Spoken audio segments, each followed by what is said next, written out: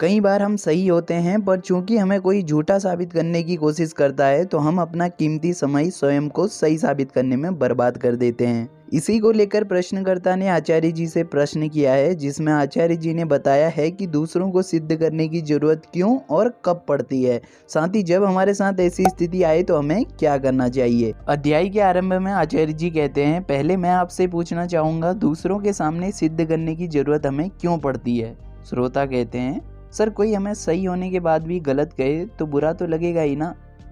आचार्य जी कहते हैं, पर बताइए बुरा क्यों लगता है, अगर तुम ठीक हो तब तो बिल्कुल बुरा नहीं लगना चाहिए। श्रोता कहते हैं, सर बुरा क्यों नहीं लगेगा। इस बार आचार्य जी जानबूझकर प्रश्नकर्ता का नाम गलत संबोधित करते हुए कहते हैं, सीमा मेरी बात समझो। यह गलत नाम सुनकर सभी हंसने लगते हैं। तो आरजू को तो बुरा नहीं लगा, उसे सीमा बोल दिया, बल्कि वो तो हंस रही है। श्रोतागण कहते हैं, नहीं लगेगा। आचार्य जी कहते हैं, क्यों नहीं लगेगा।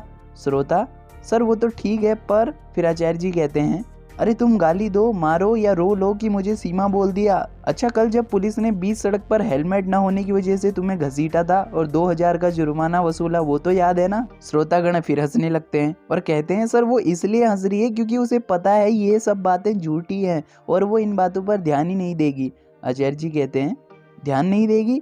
तो इसी तरह कोई इसे सड़क पर चलते हुए कहे, ओए सुनील रुक जा, तो क्या इस बात को सुनकर खुद को साबित करेगी, नहीं मैं लड़का हूँ। नहीं ना। तो जब खुद पर शक हो, संदेह हो, तभी साबित करने का ख्याल दिमाग में आता है। अन्यथा इस संसार में चाहे कोई शिक्षक हो, माँ बाप हो, रिश्तेदार हो या कोई अजनबी इंसान कुछ कहे, तुम्हें कोई फर्क ही नहीं पड़ेगा अगर तुम्हें अपनी सच्चाई पता हो तो।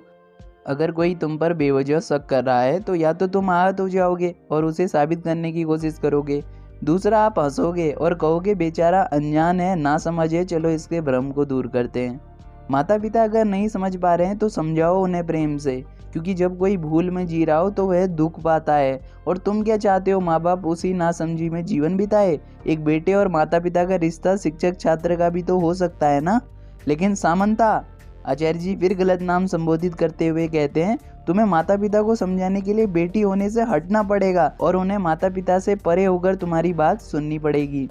आचार्य जी कहते हैं, इस बात का अनर्थ मत कर देना कि घर जाकर कहो आज से मैं तुम्हारी बेटी नहीं, बल्कि आपको उन्हें समझाना होगा कि मुझे आप एक बेटे या बेटी की तरह नहीं, एक इंसान की तरह देखिए, और माँ बाप को भी तुम्हें एक इंसान की भांति देखना होगा, फिर तुम सब समझा पाओगे। तो सबसे पहली बात कि किसी को सिद्ध करना है, इस बात पर ध्यान मत दीजिए, क्योंकि सिद्ध हम तभी करते हैं जब हम अपने शक की वजह से आहत होते हैं। अमन को अपने ऊपर शक नहीं है कि वो तानिया है, फिर वो आहत कैसे होगा। दूसरी बात, तुमने कहा समझाएं कैसे। देखिए, प्रेम में समझाइए, डर में नहीं। प्रेम बड़ी निर्भयता देता है, जितना प्रयास हो सके समझाओ दूसरे को, क्योंकि प्रेम बदले में कुछ आशा नहीं रखता। और अंत में समझाने के बाद भी वो न समझे तो हंसोगी, इतना समझाया पर फिर भी तुम नहीं समझे। तो साथियों, इस तरह संबंध पुस्तक की इस अध्याय की समाप्ति होती है, जिसमें हमें आचार्य जी समझाते हैं दूसरों को सिद्ध करने में हमें अपना समय व्यर्थ नहीं गंवाना चाहिए। आशा है इस चैप्टर को पढ़कर जीवन में कुछ स्पष्टता आई होगी। अगर आप इस पूरे अध्याय को पढ़ना चाहते हैं तो अमेजोन से आप इस पुस्तक को ऑर्डर कर सकते हैं। साथ ही अगर ये वीडियो पसंद आए तो इसको शेयर करना बिल्कुल मत भूलिएगा।